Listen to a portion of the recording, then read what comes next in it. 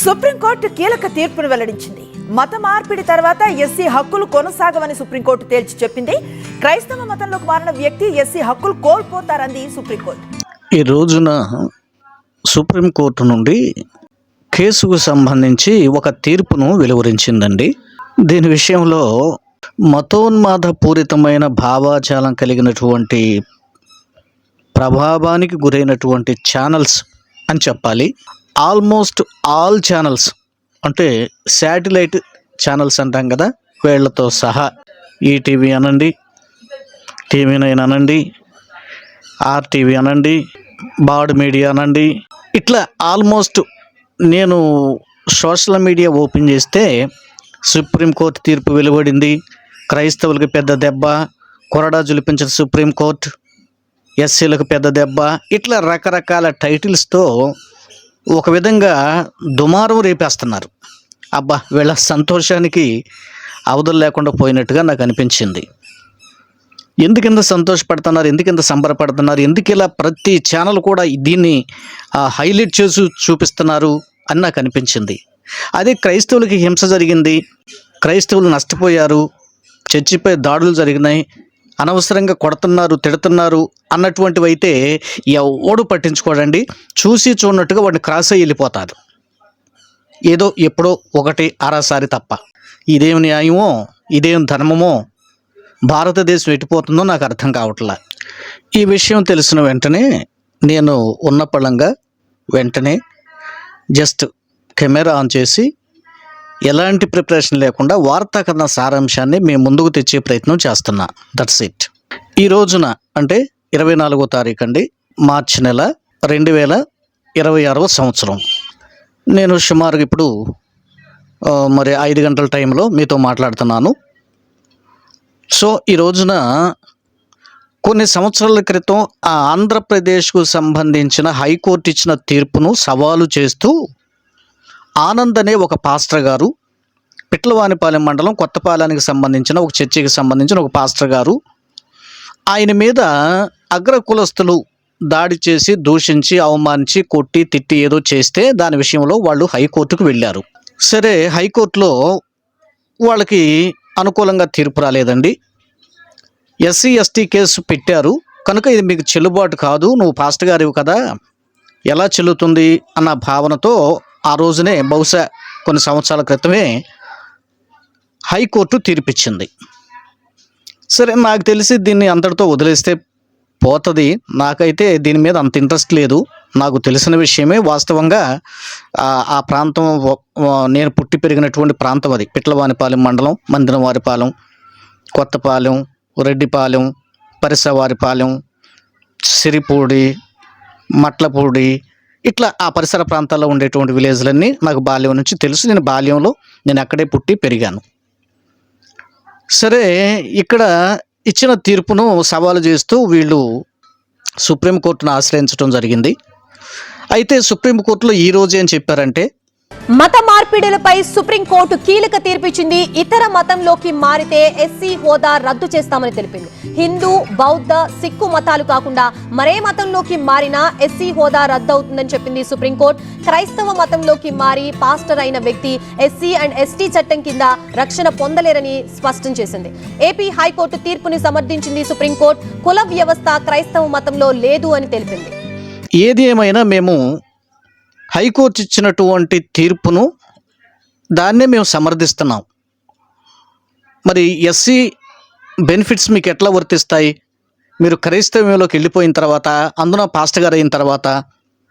కనుక మేము high court, Andhra Pradesh high court ఈ కేసు విషయంలో ఏం తీర్పిచ్చిందో అదే తీర్పును సమర్థిస్తూ అది రైటే అని మేము భావిస్తున్నాం అని ఆ కేసు కొట్టేసింది. ఇది కరెక్ట్గా, రీజనబుల్గా ఉన్న వాస్తవం ఇదండి. సరే, దీనికి వీళ్ళు సెలవుల పలవలల్లి ఎస్సీలు చర్చీలకు వెళితే ఇక రిజర్వేషన్ పోతుంది, ఇక్కడికి ఉద్యోగాలు ఊడిపోతాయి, ఇక ఉద్యోగాలు రానే రావు, ఇట్లా భయభ్రాంతులకు క్రిస్టియానిటీలోకి వెళ్ళాలి అంటే భయపడేటట్లుగా పోస్టులు పెట్టేస్తున్నారు. చక్క చక్క చక్క చక్క వీడియోలు చేయటం, పెట్టడం, లైవ్లు పెట్టడం. ఏంటండి ఇది నాన్సెన్స్? ఏంటండి అంత ఆనందం ఎందుకండి?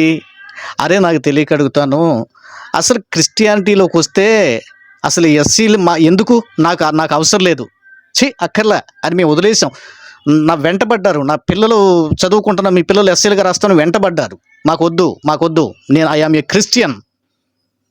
మా తండ్రి కాలంలోనే బీసీసీగా రాయించారు, నేను నా పిల్లలకి బీసీసీగా చదివించాను.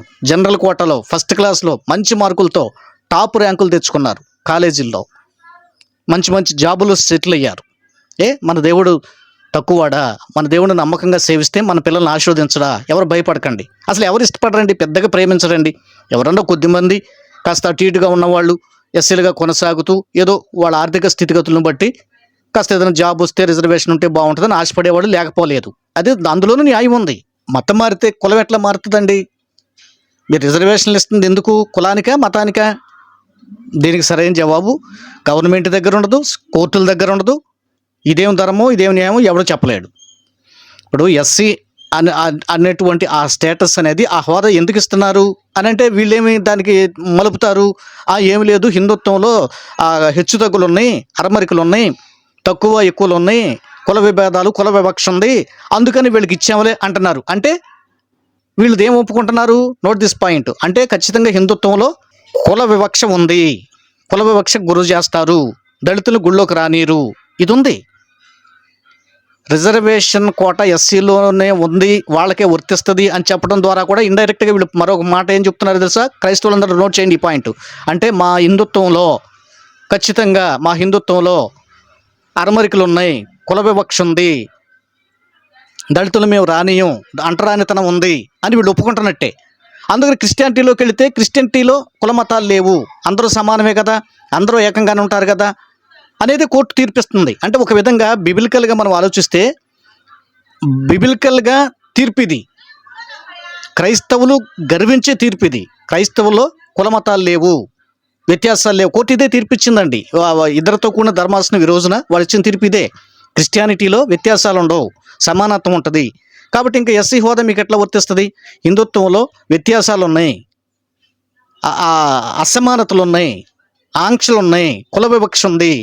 కనుక దీంట్లో ఎస్సీ ఫలాలు మీకు వర్తిస్తాయి, ఎస్సీ ఎస్టీ అట్రాసిటీ కేసు పెట్టడానికి మీకు అర్హత ఉంటుంది అన్న భావన వెలుగుచ్చింది.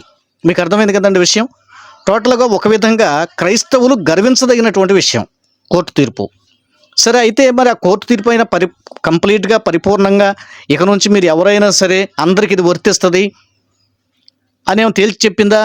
లేదు. పోనీ ఇప్పటికే క్రిస్టియానిటీగా చర్చిలకు వెళుతూ కూడా ఉద్యోగాలు చేసుకుంటున్న వాళ్ళు ఉన్నారు, మరి వాళ్ళ సంగతి ఏంటి? వాళ్ళని టచ్ చేయలేదు. లేదా ఫ్యూచర్లో ఎవరైనా ఎస్సీలుగా ఉంటూ చర్చిలకు వెళుతూ జాబులకు ట్రై చేస్తారు, దాని గురించి ఏం ఫ్యూచర్ టచ్ చేయలేదు.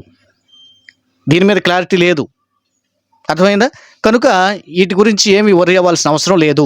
కేవలం ఈ పాస్టర్ గారి విషయం మాత్రమే.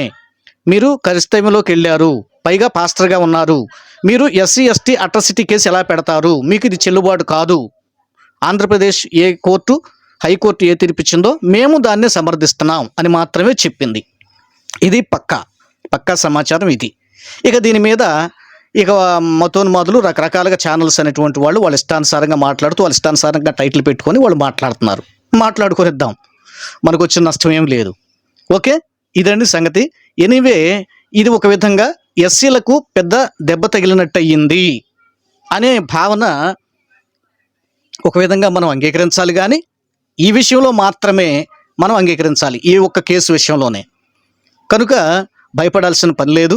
అసలు మనం దీనికి తీర్మానించుకుని ఉండాలండి. ఫ్యూచర్లో మనకి క్రీస్తు ప్రభు ముఖ్యం. ఈ రిజర్వేషన్లు ఉంటే ఏంటో ఉండకపోతే ఎంతమందికి వస్తున్నాయండి? ఏదో ఒకటి అడప దడప ఏదో వస్తున్నాయి. కనుక మళ్ళీ ఎంత అన్యాయమో తెలుసా? దీంట్లో ఎస్టీలు మళ్ళీ చర్చికి వెళ్ళినా వాళ్ళకి ఎస్సీ ఎస్టీ అట్రాసిటీ కేసు పెట్టుకోవచ్చు, వాళ్ళకి రిజర్వేషన్లు పావు. వీళ్ళ దొంగ నాటకాలు చూశారు ఇక్కడ. న్యాయం అయితే మరి దీన్ని కూడా ఎత్తేయాలిగా. మీరు కూడా క్రిస్టియానిటీలోకి వెళ్తే, చర్చిలోకి వెళ్తే అసమానతలు ఉండవు కనుక మీకు కూడా వర్తించదు అని ఎందుకు చేయరు? ఎస్టీలకి ఎందుకు తీసేయట్లా? మీకు అర్థమవుతుందా? అంటే మెయిన్ వీళ్ళ కుట్ర, వీళ్ళ ఆలోచన ఏంటంటే ఎస్సీలు పెద్ద సంఖ్యలో ఉన్నారు. ఓకే, వీళ్ళ ఓట్లు క్రిస్టియానిటీలోకి వెళితే క్రిస్టియానిటీ పెరుగుతుంది. ఎస్టీలు అంటారా, వాళ్ళు ఏదో ఏళ్ల మీద లెక్కేసుకున్నంతే కాబట్టి పెద్ద విషయం కాదు, అందుకని వాళ్ళు కూడా మన పగస్తులు చేసుకోవటం ఎందుకు, కనుక వీళ్ళ మీదే మన టార్గెట్ అన్నట్లుగా ఎస్సీలనే టార్గెట్ చేస్తున్నాయి. ఎస్సీలకి అన్యాయం జరుగుతుంది, ఈ వివక్షణ గురించి కోర్టులు, ధర్మాసనాలు, న్యాయమూర్తులు మరొకసారి పరిశీలించాలని క్రిస్టియన్ రైట్స్ ఆర్గనైజేషన్ నుండి మేము సవినయంగా కోర్టు వారికి విన్నవించుకుంటున్నాం. మరొకసారి ఇట్లాంటి తీర్పులు ఇచ్చేటప్పుడు కాస్త వెనక ముందు ఆలోచించాలి. బై ద వే, ఈ సందర్భంలో మరొకటి కూడా మీకు గుర్తు చేయాలి. ఇదే అంశం మీద, అంటే ఇలాంటి విషయంలోనే ఓకే, గుజరాత్కు సంబంధించి మొన్న ఏదో ఒక స్టేట్కు సంబంధించి హైకోర్టు చాలా మంచి తీర్పు ఇచ్చింది. ఏం తీర్పిచ్చింది అది కూడా మన ఛానల్లో పెట్టాం.